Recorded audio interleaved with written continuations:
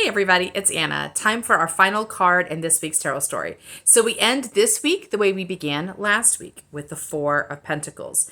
But this week we're going to read this card very differently, which is why I don't give one definition of a card. I read the cards always in context. They're like words, and it depends on where they're showing up in a sentence, what they mean. So in this context of this tarot story, I'm going to read this card differently than the context of last week's tarot story. Just to briefly summarize, the number 4 is connected to feeling imbalanced, and anchored well in the world. So having a good foundation to build on. Pentacles are connected to the physical realm. They're about things you can see and taste and touch, like jobs, money, as well as physical wellness and vitality. So when this card is upright, we see this guy is holding on to his coins. He's got one, he's hugging, one's on his head and 2 are on his feet. So it suggests he is keeping good track of his resources. He's being a good steward. So that means he's not being careless with his resources. He's keeping track of them. He's holding them tight. He's treating them like they're valuable, which they are. This card came to us reversed. This time the reversal, I think, is about us not being terribly mindful of our resources or possibly having an energy leak. Yesterday's card, this is the reason I feel like this is the context I'm reading this in. Yesterday's card was the Empress reversed. And I talked about how creative flow really is easy. It's very engaging, it's very vital, but it's also, there's a freedom to it and an ease to it. But with the reversal, it suggested to me that we may be struggling with a little resistance, which almost always comes from the mind. That means the mind is not kind of agreeing to the flow. The mind is jumping out of the flow, getting distracted, worrying about what might happen tomorrow. So you're worrying about things that are not currently present. The creative flow is always in the present moment. That's where all of our power, all of our magic is right here. The decisions we make now create the next moment of our lives, right? So this is the only place we can change anything.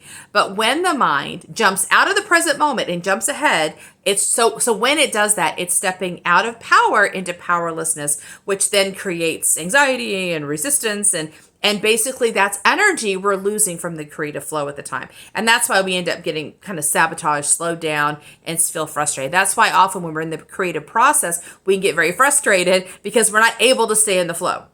So I read this card as suggesting to me that one of the reasons we might be getting pulled out of creative flow is we have an energy leak that's doing that for us. That suggests to me there's someone around us possibly who keeps asking us questions that we're not ready to answer. So usually when you're in the creative process, especially like the Empress is the 3 card, it's very early in the process. Things are just manifesting. And the act of creativity is also an act of discovery. So you don't have all your answers right now when you're in the middle of creative flow. You're in the middle of surfacing things and discovering what it is. So those are usually body and heart intuitives. That's how they process creative flow. But when there are linear intuitives around, they often want to see the full picture. Well, where are you going? What are you going to do with this? Where's it going to end up? All of those questions you're not ready to answer yet. So let's say there's someone out there asking you questions and you feel like you have to explain yourself or defend yourself. That's an energy leak. Instead of saying, I don't know, and letting it go, which is cutting off that energy leak. Like, you don't have the answers to this right now. If you try to answer these questions, you're asking your mind to step out of power, step out of the present moment, and go and imagine what might happen, what might not happen. Now, your mind may come up with a strategy, which is lovely, but the strategy is useless because we're not there yet, and that strategy may just get tossed into the trash can. And the mind knows that because it's probably planned lots of strategies before that you didn't follow through on. So we don't want to spend our time getting pulled into other people's way of processing things, other people's agendas. We want to be able to recognize some people don't know what we're doing. They're asking questions we don't have the answer to. We want to give our minds permission to say, I don't know.